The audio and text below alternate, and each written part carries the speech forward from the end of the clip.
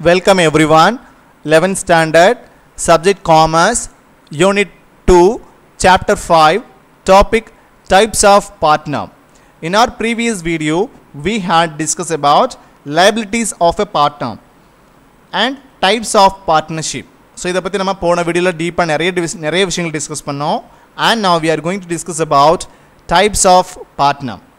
அதாவது கூட்டாளியினுடைய வகைகள் என்னென்ன, ஸோ கூட்டாண்மையில் இருக்கக்கூடிய அந்த கூட்டாளிகளினுடைய வகைகள் என்னென்ன, டைப்ஸ் என்னென்ன அப்படிங்கிறத பற்றி நம்ம இந்த வீடியோவில் நிறைய விஷயங்கள் பார்க்க போகிறோம்.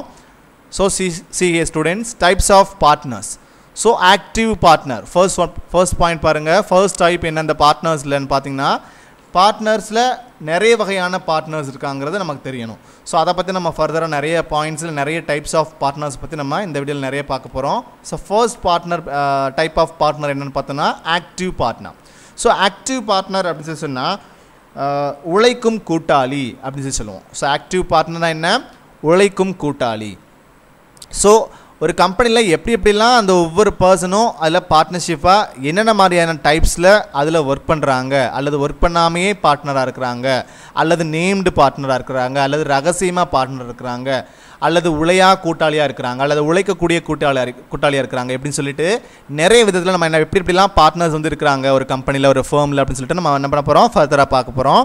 எ partner who take an active part in the conduct of the partnership business is known as an active partner. So என்ன பண்ணுறாங்க, ஆக்டிவ் பார்ட்னர் மீன்ஸ் என்ன சொல்கிறோம், உழைக்கும் கூட்டாளி. ஸோ இவங்க என்ன பண்ணுவாங்க, அந்த பர்டிகுலர் ஃபார்மில் ஒரு ஆக்டிவ் பர்சனாக என்ன பண்ணுவாங்க, செயல்படுவாங்க. ஸோ இவங்க என்ன பண்ணுவாங்க, ஒரு அதிகாரியாகவும் என்ன பண்ணுவாங்க, அந்த கம்பெனியில் ஒரு முக்கியமான பொறுப்பு வகிக்கக்கூடிய ஒரு நபராக என்ன பண்ணுவாங்க, இந்த மாதிரி ஆக்டிவ் பார்ட்னர்ஸ் செயல்படுவாங்க. ஸோ நிறைய பார்ட்னர்ஸ் இருப்பாங்க அந்த கம்பெனியில். பட் யாரெல்லாம் வந்து அந்த ஃபேர்மில் ஒர்க்கிங் பார்ட்னராகவும் சேர்ந்துருக்குறாங்க அப்படிங்கிறது என்ன இருக்குது, நிறைய அதில் நம்ம கண்டிப்பாக பார்க்கணும். ஸோ அவங்களுக்குன்னு சர்டன் பார்ட்னர்ஸ் எல்லாருக்குமே தகுதியும் இருந்திருக்காது, திறமையும் இருந்திருக்காது. பட் ஒரு சிலருக்கு என்ன பண்ணலாம், அந்த கம்பெனியை மேனேஜ் பண்ணக்கூடிய நல்ல ஸ்கில் கொண்ட ஒரு நிறைய பார்ட்னர்ஸ் என்ன பண்ணி இருக்கிறதுக்கு வாய்ப்புகள் இருக்குது. ஸோ அப்படி அதில் வந்து அவங்களுடைய ஃபுல் எஃபர்ட்டை போட்டு அதில் வந்து என்ன பண்ணுறாங்க, அந்த கம்பெனியை வந்து அல்லது ஃபார்மை வந்து மேனேஜ் பண்ணுறாங்க அப்படின்னு சொல்லி சொன்னால், ஸோ அவங்கள தான் நம்ம என்னென்னு சொல்கிறோம், அதில் நம்ம இன்வெஸ்ட்மெண்ட் பண்ணுறது மட்டும் இல்லாமல் ஆக்டிவாக அவங்க ஒர்க் பண்ணவும் செய்கிறாங்க. ஸோ அவங்கள தான் நம்ம சொல்கிறோம் ஆக்டிவ் பார்ட்னர் அல்லது உழைக்கும் கூட்டாளி அப்படின்னு சொல்லி சொல்கிறோம். Though every partner is entitled to manage its affairs, all may not do so. என்ன பண்ணுறாங்க, ஸோ இதில் இருக்கக்கூடிய ஒவ்வொரு பார்ட்னருமே என்ன பண்ணுறாங்க, அந்த ஃபேர்மில் நடக்கக்கூடிய ஒவ்வொரு டிரான்சாக்ஷனையுமே ஹேண்டில் பண்ணக்கூடிய ஒரு நபர்களாக இருக்கிறாங்க. அதில் ஹேண்டில் பண்ணுறது மட்டும் இல்லாமல் அதற்கு பொறுப்பானவர்களாக இருக்கிறாங்க. ஸோ அதே மாதிரி sleeping partner or dormant partner. So sleeping partner or dormant பார்ட்னர்னால் உறங்கக்கூடிய அல்லது உழையா கூட்டாளி. ஸோ ஸ்லீப்பிங் பார்ட்னர்னது உறங்கும் கூட்டாளி அப்படின்னு சொல்லுவோம். இவர் என்ன பண்ண மாட்டாருன்னா, ஸோ இதோட எக்ஸ்பிளைன் பார்ப்போம். டார்மென்ட் பார்ட்னர். ஸோ டார்மென்ட்னது உழையா கூட்டாளின்னு சொல்கிறோம். Such a partner contributes capital and shares in the profits or losses of the firm but does not take part in the management of the business. என்ன பண்ணுறாங்க, இந்த வகையான பார்ட்னர் என்ன பண்ணுறாரு அப்படின்னு சொன்னால், இவர் கேபிட்டல் வந்து என்ன பண்ணுறாரு, இந்த நிறுவனத்திற்காக கான்ட்ரிபியூட் பண்ணுறாரு. அதனால ஹீ இஸ் அன் பார்ட்னர். சரியா?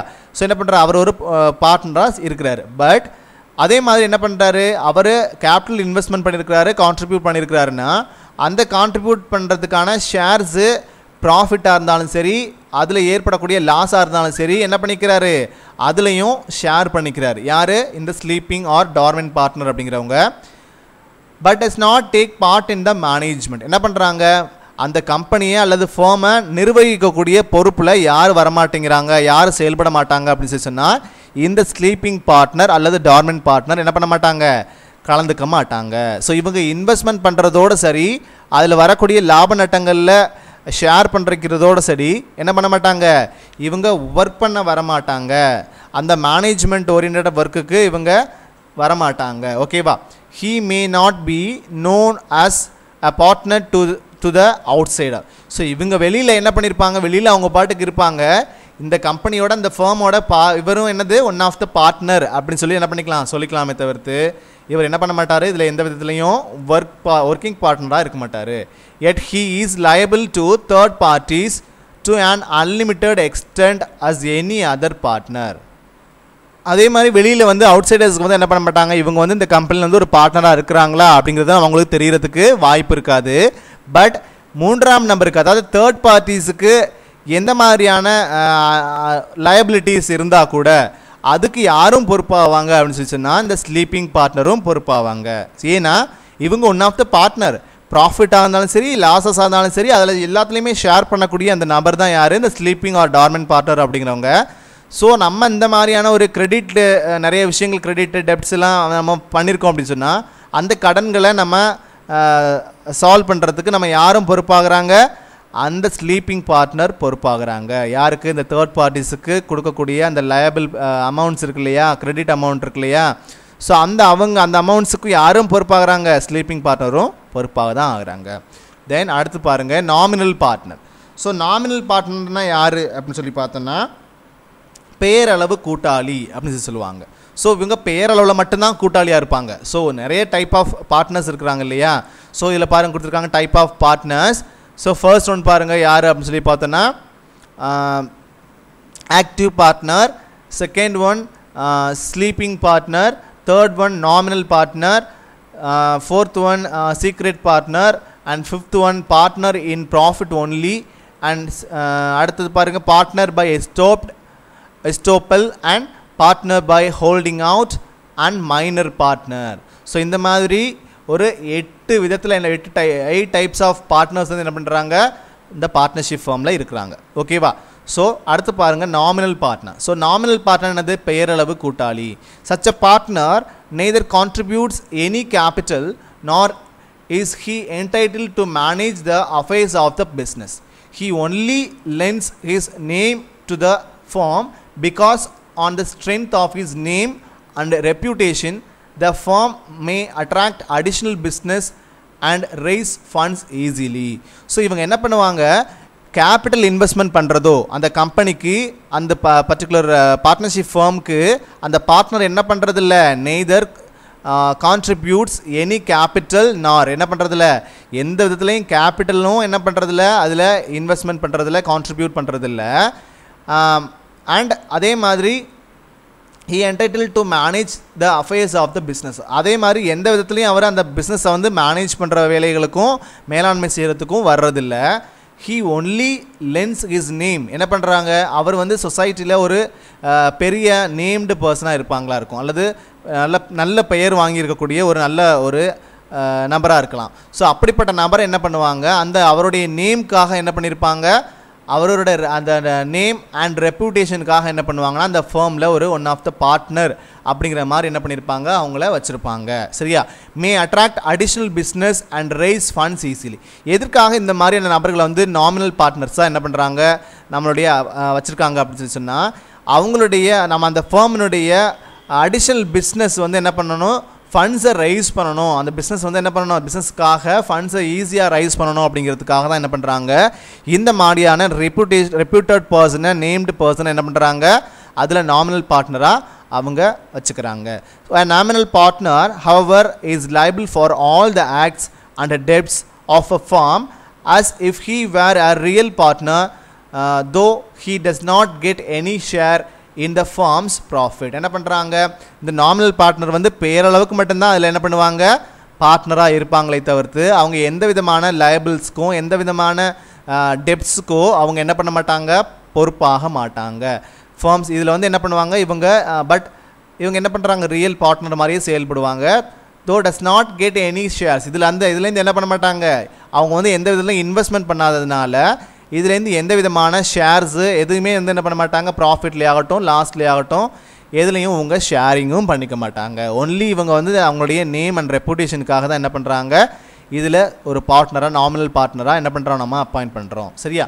ஸோ அடுத்து பாருங்கள் partner in profits only. So இது மாதிரியான பார்ட்னர்ஸும் இருக்க தான் செய்கிறாங்க. ஸோ பார்ட்னர்ஸ் இன் ப்ராஃபிட்ஸ் ஒன்லியானது லாபத்தில் மட்டும் பங்கேற்கக்கூடிய கூட்டாளி. சரியா. when a person joins a firm as a partner. ஒரு வந்து பார்ட்னர்ஷிப் ஃபார்ம் இருக்கிறாங்கன்னா அதில் என்ன மாதிரியான ஒரு ஃபெசிலிட்டியோட வேணாலும் ஒவ்வொரு பார்ட்னரும் அப்பாயின்மெண்ட் ஆகலாம். சரியா?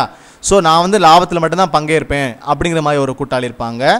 ஒருத்தர் வந்து என்ன பண்ணுவாங்க, நான் வந்து இன்வெஸ்ட்மெண்ட்லாம் பண்ண மாட்டேன், நான் வேணால் எனக்கு நிறைய நல்ல நேம் இருக்குது, அந்த நேமுக்காக நான் உங்கள் கம்பெனியில் என்ன பண்ணுறேன், ஒரு பார்ட்னராக நான் ஆக்ட் பண்ணுறேன், எனக்கு எந்த இடத்துல லாஸ் வந்தாலும் நான் பொறுப்பு இல்லை, நட்டம் ப்ராஃபிட் வந்தாலும் நான் அதுக்கு எனக்கு ஷேர் வேண்டாம் அப்படிங்கிற மாதிரி இருப்பாங்க.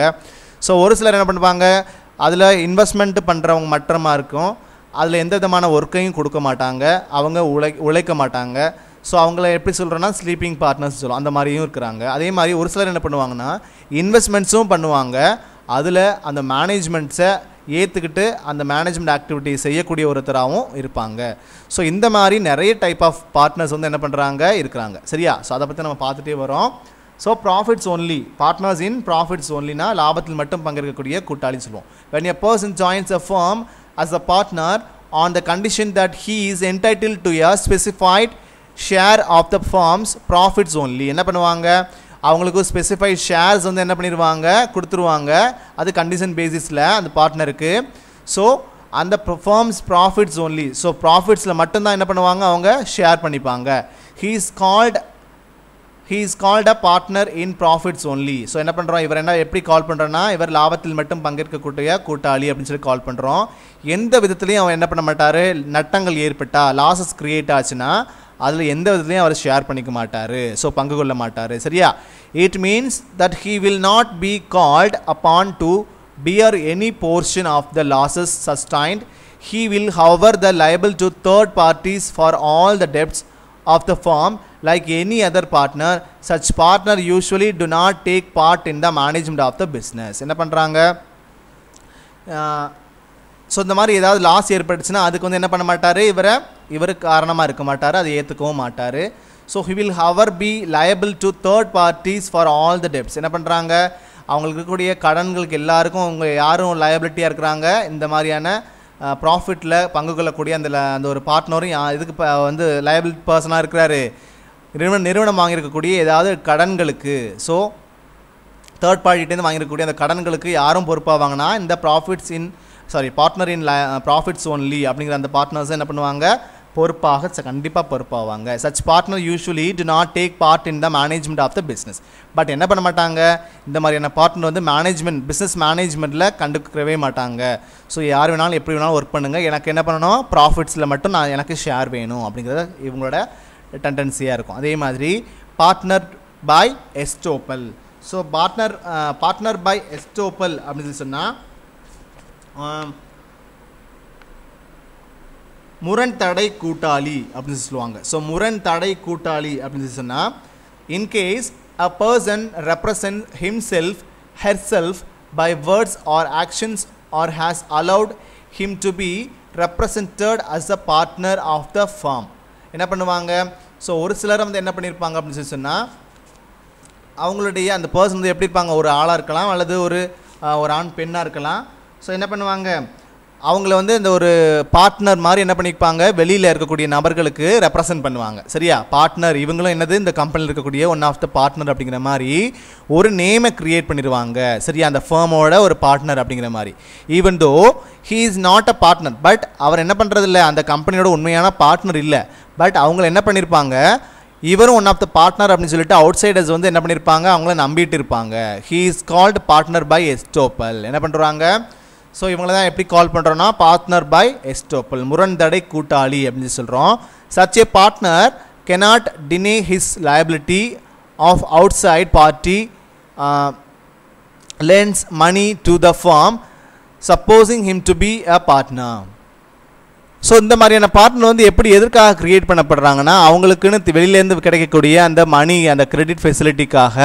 ஸோ அவுட் சைடர் பார்ட்டி வந்து இவர் நம்பகமான ஆள் அப்படிங்கிறத நம்பி இவங்களுக்கு இந்த கம்பெனிக்கு என்ன பண்ணுறாங்க, அந்த ஃபர்முக்கு கிரெடிட் ஃபெசிலிட்டிஸை கொடுக்கறதுக்காக என்ன பண்ணுறாங்க, இவங்கள தன்னையும் இந்த கம்பெனியில் ஒரு பார்ட்னர் அப்படிங்கிற மாதிரி அவங்கள்ட்ட வெளிப்படுத்திக்கிறாங்க. ஸோ இந்த மாதிரி வெளிப்படுத்தும் போது அவங்க என்ன பண்ணுறாங்க, ஸோ பார்ட்னர் பை எஸ்டோப்பல் அப்படிங்கிற முரண்தடை கூட்டாளி அப்படிங்கிறவங்க என்ன பண்ணுறாங்க, அதில் இருக்கக்கூடிய ஒவ்வொரு லயபிலிட்டிக்கும் அவங்களும் பொறுப்பாகிறாங்க. ஸோ அந்த பார்ட்னர் வந்து என்ன பண்ணுறாரு, அந்த பார்ட்னர் பை எஸ்டோப்பல் அப்படிங்கிற விஷயம், அதன்படி நடக்கக்கூடிய அந்த பார்ட்னர் வந்து அவர் உண்மையிலேயே பார்ட்னர் இல்லை, பட் அந்த பார்ட்னர் அப்படிங்கிற ஒரு நேமை கிரியேட் பண்ணி அந்த கம்பெனியில் நான் உண்மை இந்த partner one of the partner அப்படிங்கிற மாதிரி நேமை வெளியில் அவுட் சைடர்கிட்ட கிரியேட் பண்ணிவிட்டு அவங்களுக்கு அந்த கம்பெனி ஃபார்முக்கு தேவையான மணியை வந்து என்ன பண்ணுறாங்க அவுட் சைட்லேருந்து கேதர் பண்ணி கலெக்ட் பண்ணி அவங்க செய்யக்கூடிய அந்த கிரெடிட் ஃபெசிலிட்டி செஞ்சு கொடுக்கக்கூடிய அந்த விஷயத்துக்காக என்ன பண்ணுறாங்க. ஏன்னா அந்த பப்ளிக்ஸ் வந்து என்ன பண்ணுறாங்க, தேர்ட் பார்ட்டிஸ் வந்து அந்த பர்சனை நம்பி தான் என்ன பண்ணுவாங்க, அந்த ஃபார்முக்கு ஏதாவது ஃபண்ட்ஸை கண்டிப்பாக அந்த மணியை வந்து என்ன பண்ணியிருப்பாங்க, கிரெடிட்ஸாக கொடுத்துருப்பாங்க. சரியா? ஸோ அது அந்த மாதிரி இருக்கக்கூடிய அந்த பார்ட்னர் வந்து எதுக்காக பொறுப்பாவார்னா, ஏன்னா அவங்க வந்து பார்ட்னர் சொல்லிட்டு அவங்க எக்ஸ்பிரஸ் பண்ணிக்கிட்டதுனால ஸோ அவங்களும் என்ன பண்ணுறாங்க, அந்த கம்பெனிலேருந்து வரக்கூடிய அந்த கிரெடிட்ஸ் டெப்ட்டுக்காகட்டும் அல்லது மணியை வந்து நம்ம ரிசீவ் பண்ணியிருந்தோம் அப்படின்னு சொன்னால் அதுக்காகட்டும் அவங்க என்ன பண்ணுறாங்க, அந்த விஷயத்துக்கு அவங்களும் பொறுப்பாகிறாங்க. யார்? இந்த பார்ட்னர் பை எஸ்டோப்பல் அப்படிங்கிற முரண்தடை கூட்டாளியும். சரியா? அடுத்து partner by holding out. So partner by holding out அப்படின்னு சொன்னால் உரிமை போலி கூட்டாளி. ஸோ உரிமை போலி கூட்டாளின்னா அதே மாதிரி தான் முதல்ல பார்த்த மாதிரி இதுவும் ஒன் ஆஃப் த ஒரு ஸ்லைட் டிஃப்ரென்ஸ் தான் இதுக்கும். உரிமை போலி கூட்டாளி. சரியா? So when a person is declared as a partner and he does not deny this even after becoming aware of it, he becomes liable to the third party who lends money or credit to the firm on the basis of such a declaration. So இந்த partner by holding out அப்படிங்கிற விஷயத்தின் மூலிமா என்ன பண்ணுறாங்க, இப்போ ஏதோ ஒரு நபரை வந்து என்ன பண்ணுறோம், ஒரு தனியான ஒரு பர்சன் என்ன பண்ணுறோம், இவர் வந்து இந்த நிறுவனத்தினுடைய ஒரு கூட்டாளி அப்படின்னு சொல்லும்போது அவர் என்ன பண்ணணும், he does not deny this even after becoming aware of it. என்ன பண்ணணும், யாரோ ஒரு சிலர் இந்த மாதிரி இந்த கம்பெனியினுடைய கூட்டாளி தானே நீங்கள் அப்படிங்கிற போது அவர் என்ன பண்ணணும், அதை மறுத்துரைக்கணும். ஸோ அதை மறுத்து சொல்லணும், நான் வந்து இந்த கம்பெனியில் வந்து ஒரு கூட்டாளி அல்லது கூட்டாளி இல்லை அப்படிங்கிறத நம்ம என்ன பண்ணணும், அவங்களுக்கு எக்ஸ்பிளைன் பண்ணணும். அப்படி அவங்க கூட்டாளி நீங்களும் ஒரு கூட்டாளி தானே அப்படிங்கிறத நம்பி அவங்க கேட்கும்போது நம்ம எந்த விதத்துலையும் அதை எக்ஸ்பிரஸ் பண்ணாமல் அதை எக்ஸ்பிளைன் பண்ணாமல் இருந்துட்டோம் அப்படின்னு சொன்னால் அது அவங்க வந்து எதற்கெல்லாம் பொறுப்பாகிறாங்கன்னா, he becomes liable to the third party. என்ன பண்ணுறாங்க, மூன்றாம் நபருக்கு இவங்க ஒரு liability ஆகிறாங்க, பொறுப்பாகிறாங்க.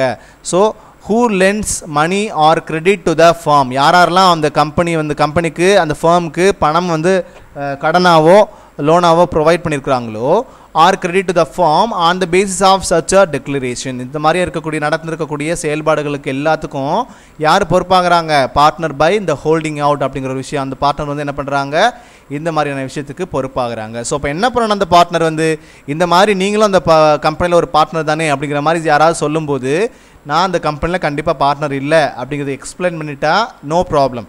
அப்படி எக்ஸ்பிளைன் பண்ணாமல் விட்டுட்டாங்க, ஓகே நம்ம அந்த கம்பெனியில் ஒரு பார்ட்னர் தானே, பெரிய ஒரு கம்பெனியாக இருக்குது அப்படிங்கிற மாதிரி நினச்சிட்டு அதை பற்றி உண்மையை சொல்லாமல் விட்டுட்டாங்க அப்படின்னு சொன்னால் அந்த கன்சர்ன் அந்த பர்சன் வந்து என்ன பண்ணுவார், அவரை நம்பி அந்த ஃபார்முக்கு ஏதாவது மணி வந்து லெண்ட் பண்ணிடுவார், கிரெடிட் ஃபெசிலிட்டிஸ் கொடுத்துருவார்.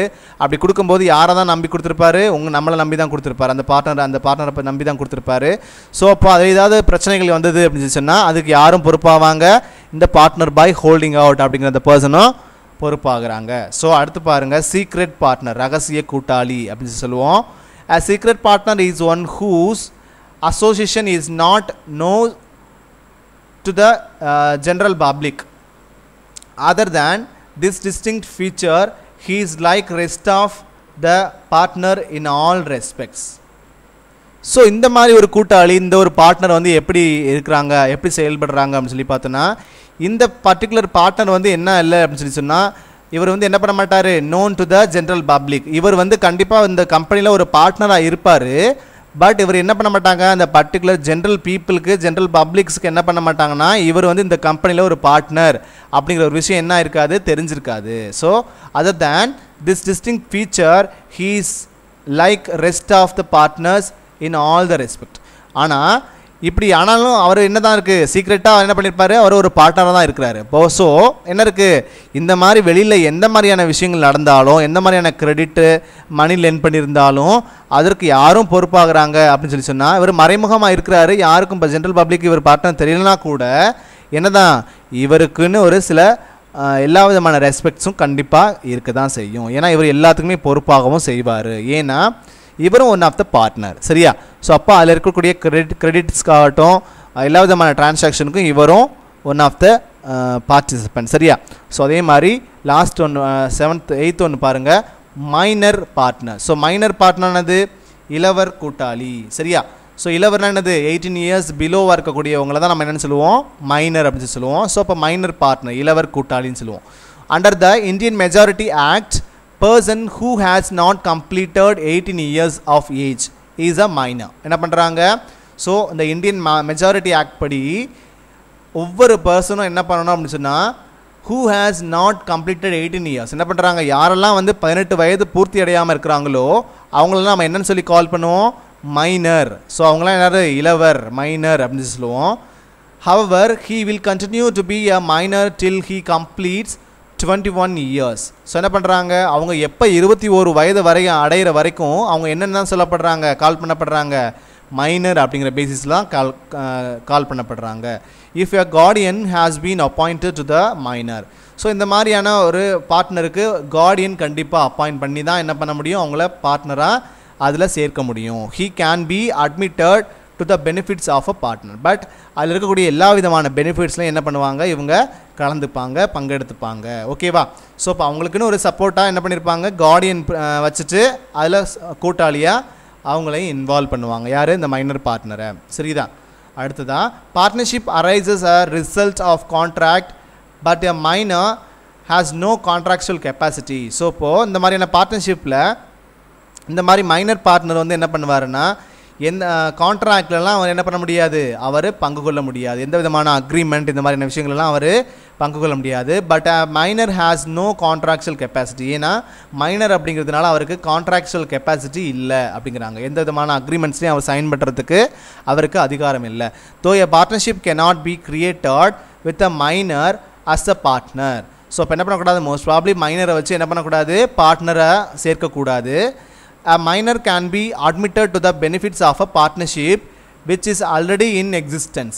ஸோ இப்போ அந்த மாதிரி மைனரை வந்து பார்ட்னராக சேர்க்குறாங்க சம் கார்டியன் ரிலேஷன்ஷிப்போட அப்படின்னு சொல்லி பார்த்தோம்னா, எதற்காக பண்ணுறாங்க, அவங்களுக்கு சம் பெனிஃபிட்ஸ் அது மூலிமா கிடைக்கலாம், சம் இன்வெஸ்ட்மெண்ட்ஸ் கிடைக்கலாம். ஸோ அதற்காக தான் என்ன பண்ணுறாங்க, அவங்கள மைனர்ஸை வந்து பார்ட்னர்ஸாக சேர்க்குறாங்க. The consent of all partners is a must for such admission. என்ன பண்ணுறாங்க, இந்த மாதிரி நிறைய இடங்களில் நிறைய பார்ட்னர்ஸ் வந்து என்ன பண்ணுறாங்க, எல்லா விதமான பார்ட்னர்ஸினுடைய ஒப்புதலோடு தான் நம்ம என்ன பண்ணுறோம், இந்த மாதிரி இளவர் கூட்டாளி, அதாவது 18 வயது நிரம்பாத அந்த நபரை வந்து என்ன பண்ணுறோம், இளவர் கூட்டாளியாக அந்த கூட்டாண்மையில் நம்ம என்ன பண்ணுறோம், ஒரு பார்ட்னராக சேர்க்குறோம். அது எப்படி சேர்க்குறோம், எல்லா மற்ற பார்ட்னர்ஸ் எல்லாரோட ஒப்புதலின் அடிப்படையில் தான் நம்ம என்ன பண்ணுறோம், இவர் 18 இயர்ஸ் பிலோ, இவருக்குன்னு சம் கார்டியன் வந்து அப்பாயிண்ட் பண்ணிவிட்டு அது என்ன பண்ணுறோம், அவரை ஒரு பார்ட்னராக நம்ம பார்ட்னர்ஷிப் ஃபார்மில் இன்க்ளூட் பண்ணிடுறோம். சரியா? ஸோ இப்படியும் சில பார்ட்னர்ஸ் இருக்கிறாங்க. ஓகேவா?